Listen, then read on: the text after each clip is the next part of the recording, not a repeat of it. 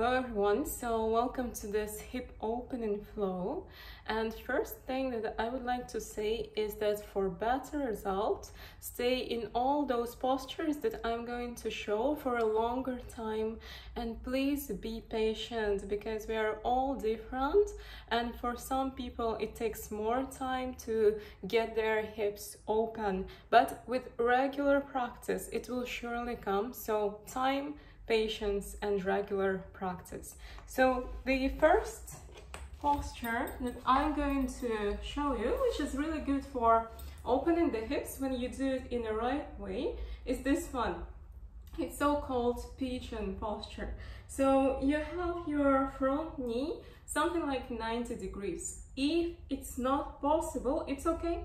So you can reduce the angle, so make a smaller angle and keep it like that. If it's okay, you can do 90 degrees or maybe even more if you're really flexible.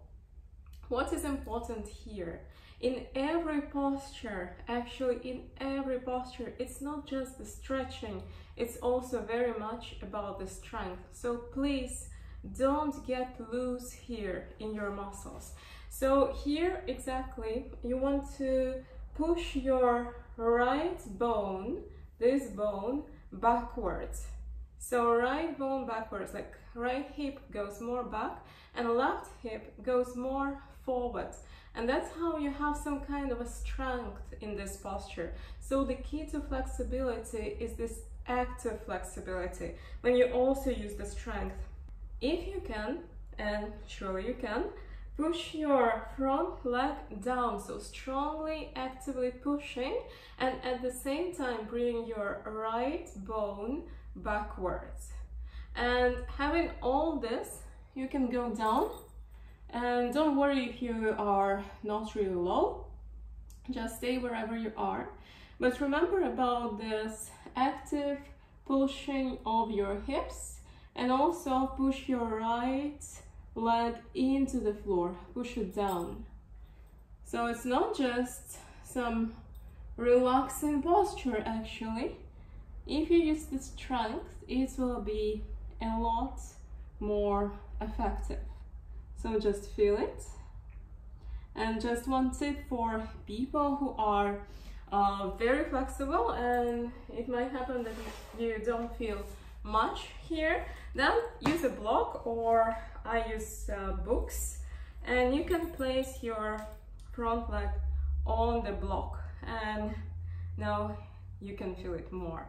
So just use it as an extra tip. And then the next posture, which is really good for opening the hips and at the same time be safe for your knees, is this one. So you keep your right leg here, so it's down, and it has the angle 90 degrees. And then you place your left leg just above, so your left knee is just above your heel, and this heel is just above the knee. If you find yourself somehow like this, don't worry, just stay there, and over time your knee will go more and more down. So just be wherever you are, and if you feel okay here, then very carefully you can also go into the forward bend. But if you feel like this posture is too challenging, just stay where it's more or less acceptable, and just breathe here.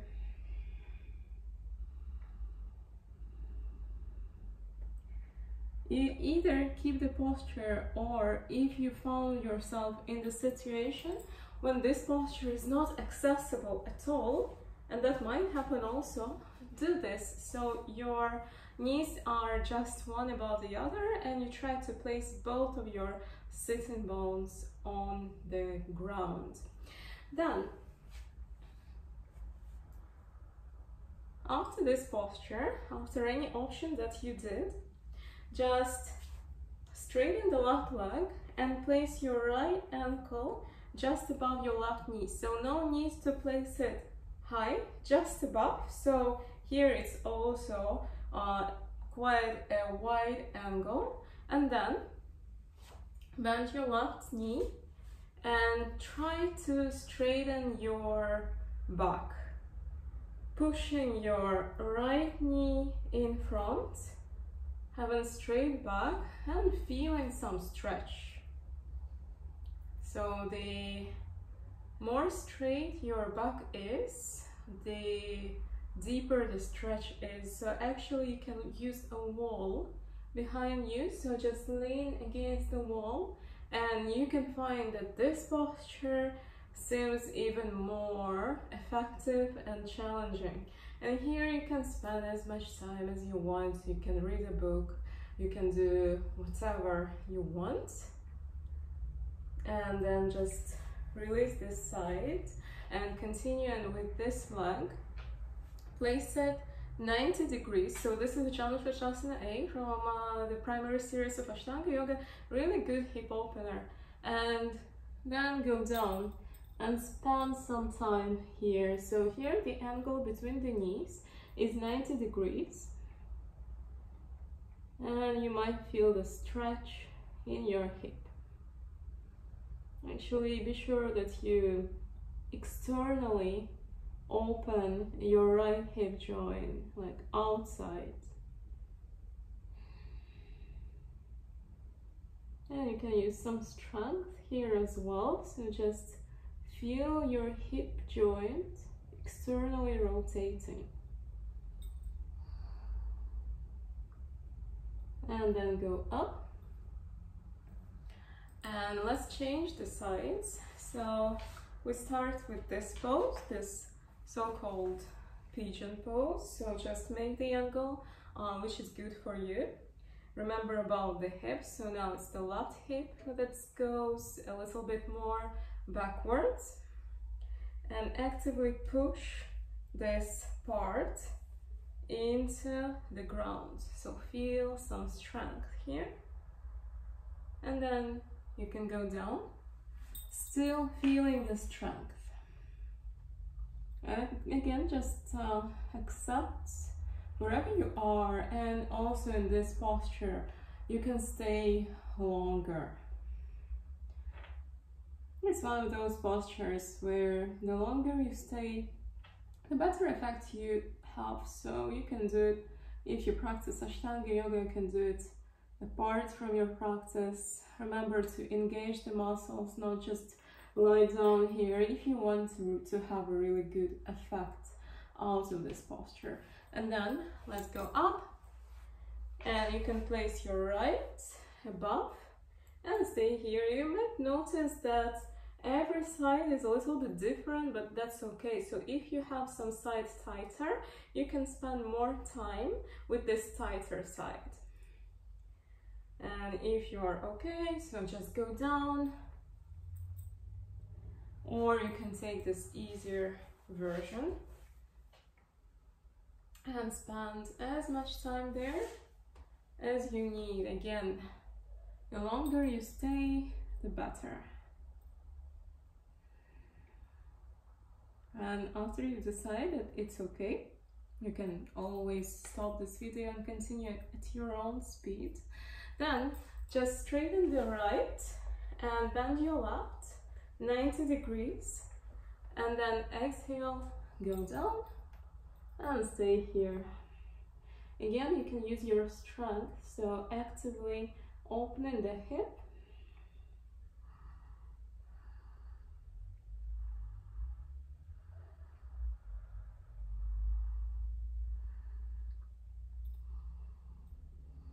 And after you're done, you can place your ankle just above the knee.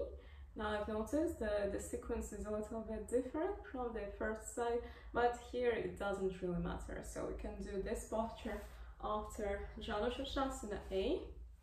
So just keep your ankle above the knee and straighten your back. Again, you can lean against the wall. So I can show you. I'm just leaning against the bed, and you might feel that it's even deeper stretch. So if you feel like that your hips are tight, then those postures, they're really good for you. then when you're ready, release the pose, and I will show you some more. So for this one, you can stand up, and here place your heels inside and your feet outside, something like that. Bend your knees 90 degrees, and really you want to open your hip joints so your knees are more and more outside, and stay here. It might be quite challenging.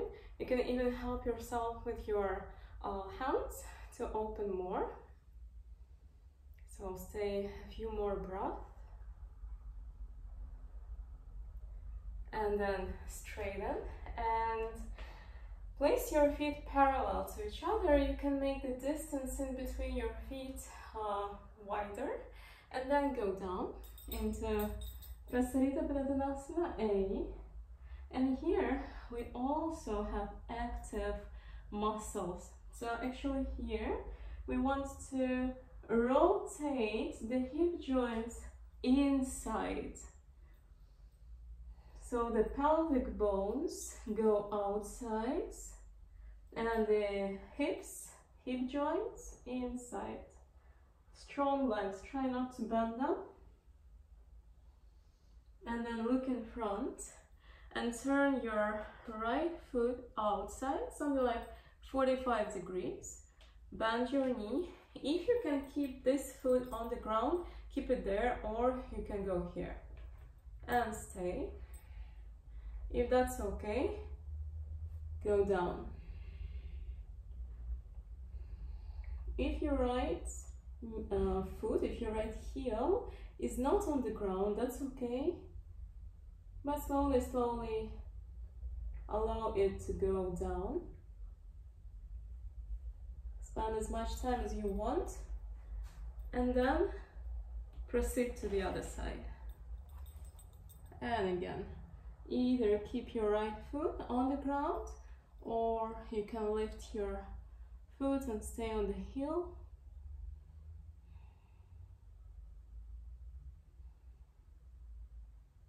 And then go up.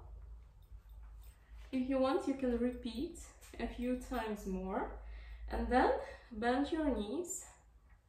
Keep your feet parallel, as much parallel as possible, and stay here for a while.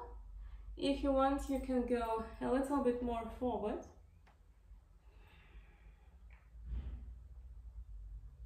And then come back. If you can, then push your knees inside. Stay here. And then go down on your knees.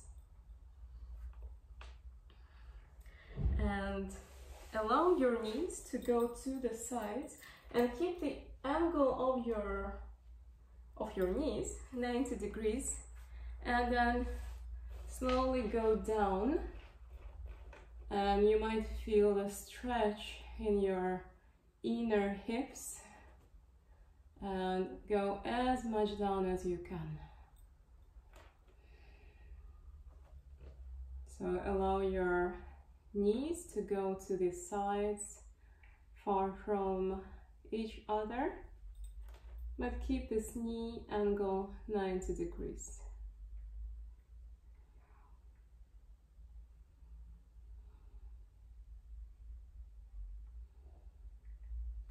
And then slowly come back, and let's go again into this Prasarita Padottanasana leg position. First, look in front of you, and then place your hands down if you can. If you are not able to do it, just stay wherever you are, breathing, engaging your muscles. If you can bring your hands down, then just allow your legs to go farther from each other if you can. Then go on your elbows and stay here. Be careful. And again, your legs are strong, very strong legs. And breathe. By using the right muscles, by using the strength, you stay safe in the postures and have better flexibility. And then slowly, slowly sit down carefully, the way you can. And then let's go into Baddha Konasana. So this is a really good hip opener. You can find this posture in the primary series of Ashtanga Vinyasa Yoga. And here, pay attention to the position of your feet. So you want to open the feet like a book. So it's not like that. You see my knees are getting closer, but it's like that. Take your big toes. Also bring your heels a little bit closer to your body. And first straighten the back and actively opening the feet. So use the leg muscles to open them and straighten the back, straighten the elbows, and with your strength, bring your knees closer to the ground. You can do these movements as well for a while, and then stop them and bring your knees closer to the ground. Spend a couple of breaths here, and then keeping the back straight, go down. And you see my elbows are not here, they are inside, very close to the hip joints. And go down as low as you can and breathe.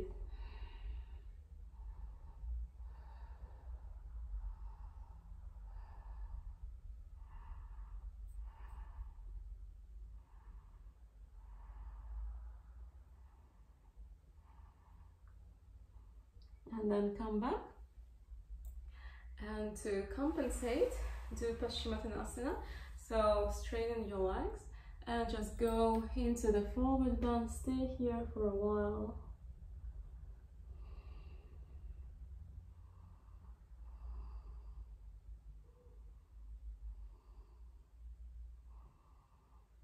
And then come back.